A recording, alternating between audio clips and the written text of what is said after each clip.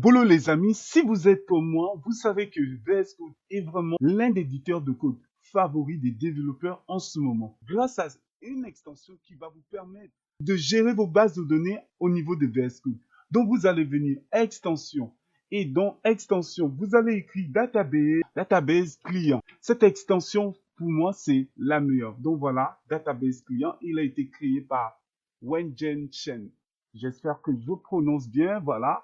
Et cette extension est vraiment extraordinaire. Je vais l'installer, vous allez voir ce que vous pouvez faire avec. Donc voilà, il va vous créer la base de données, donc MySQL. Ici, vous avez NoSQL. Et c'est extraordinaire. Donc ici, database. Et lorsque vous arrivez au niveau de database, je vais fermer ceci.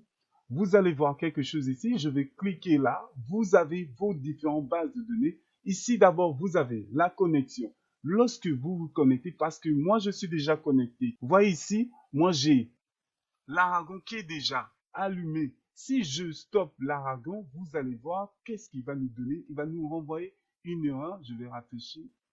Voilà. Ici, je viens dans connexion. Et ici, vous allez vous connecter. Qu'est-ce qu'il vous renvoie cette erreur? Ceci, je tenais déjà à vous dire cela. Vous allez voir, vous venez par ici.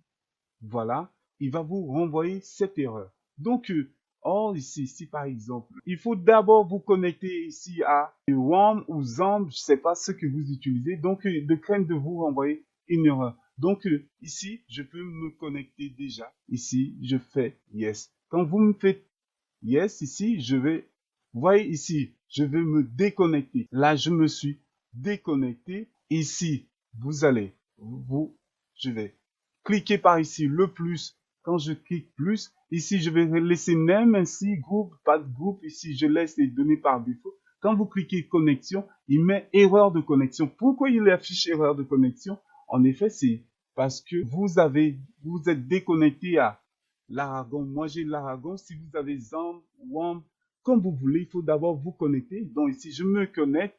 En me connectant, voilà. Ici, je suis bel et bien connecté. Et là, je peux me connecter par succès. Voilà, il me montre déjà ma base de données. Et dans ma base de données, voici mes différentes bases de données. Donc, vous avez plusieurs types de serveurs. Donc, serveur MySQL, MariaDB, Postgres, SQLite, SQL Server, Oracle, Snowflake et XSL, Docker, Redis. Vous pouvez vraiment interagir avec plein de choses avec.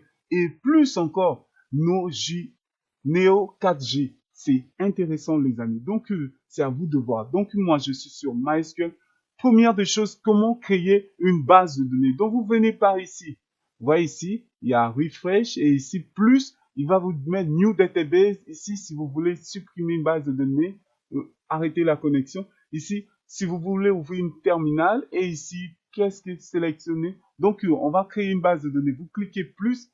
Ici, il va vous donner la requête pour créer une base de données. Ma base de données, je vais l'appeler test. Voilà. Donc, en minuscule test, tout simplement, test database. Très bien. Et ici, vous voyez, là, je vais juste cliquer ici, exécuter.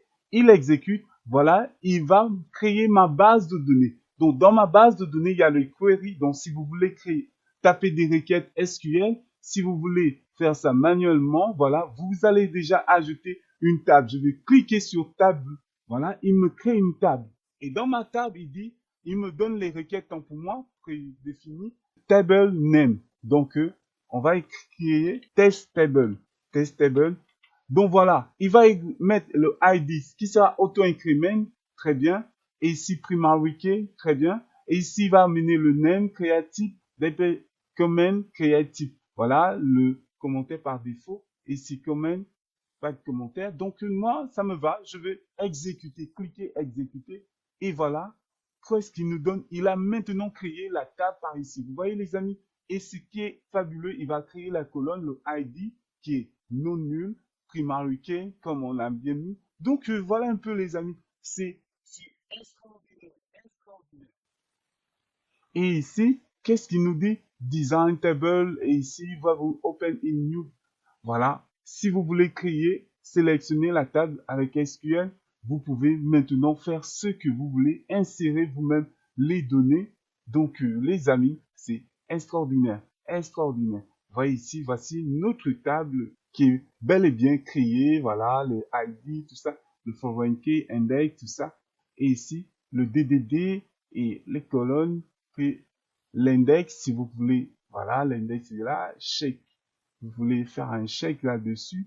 C'est à vous de faire, c'est extraordinaire les amis. Donc voilà, et ici vous pouvez créer la requête select. Donc voilà, auto-increment, select quoi. Il va vous donner ce qu'il faut. Select toute la table. Bon, là, on va faire juste une test.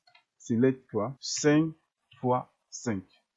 Voilà. Et à la fin, on va supprimer ceci. On va mettre le point virgule. Et on va exécuter. Voilà, 5 fois 5, 25. Vous voyez les amis, c'est extraordinaire. C'est vraiment extraordinaire. C'est un peu cela. Vous avez beaucoup de choses que vous pouvez faire avec ces extraordinaires 25. Donc, j'espère que cela est clair pour vous. Vous avez vu comment créer une table, comment la supprimer. C'est simple. Et ici, pour supprimer une table, vous allez faire juste un clic droit sur la table en question. Vous voyez ici, show. Ici, vous avez les requêtes SQL. Ici, vous pouvez faire un drop. Donc, je fais un drop et là, il me propose yes or no. Are you want to drop a table, test table? Je peux cliquer yes. Il va supprimer la table si vous venez par ici. Dans la test table, il n'y a plus cette table. Donc, vous voyez, les amis, c'est fabuleux. Et vous pouvez aussi supprimer une base de données. Vous allez faire un clic dessus, clic droit. Vous pouvez faire un dump strike, importer. Vous pouvez importer le SQL, générer un document. Vous allez cliquer un drop. Et dans le drop, il nous demande enter confirm. Donc, vous devez entrer le nom test database. Si je me rappelle bien, database. Voilà, je fais entrer. Et vous voyez, du coup, il m'a déjà supprimé ma base de données. Donc, j'espère comme ça que ça est clair pour vous et que vous avez trouvé ce tutoriel intéressant. Sur ce, on se dit à la prochaine fois. Ciao.